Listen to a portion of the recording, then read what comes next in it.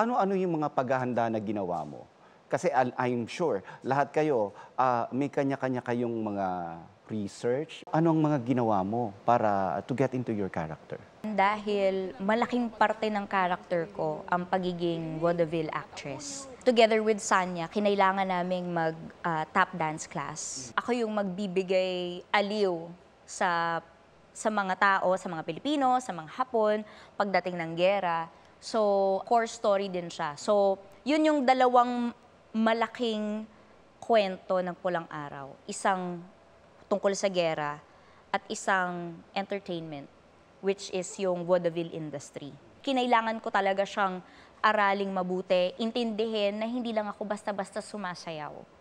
Na parang hindi lang to basta performance eh. It's more of parang making people forget na nasa giyera tayo. Nabisita kita doon sa sa tap dancing lessons ninyo eh.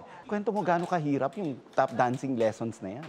It was quite intimidating for me kasi hindi ko siya alam totally. You have to be one with the music.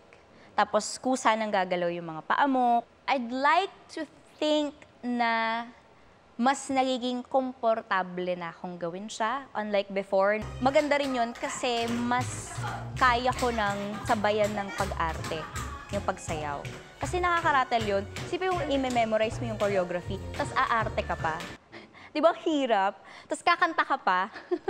So, sobrang challenging. Yes, gano'n na nga. So, ngayon, na mas komportable na akong mag-tap dance. Mas nakakaya ko ng pagsabay-sabayin, umarte, kumanta, all at the same time. Pero, I'd have to admit, yun yung pinaka-challenging part sa akin sa show na to. Yung performance na yun, pagka nagbo-vaudeville ako.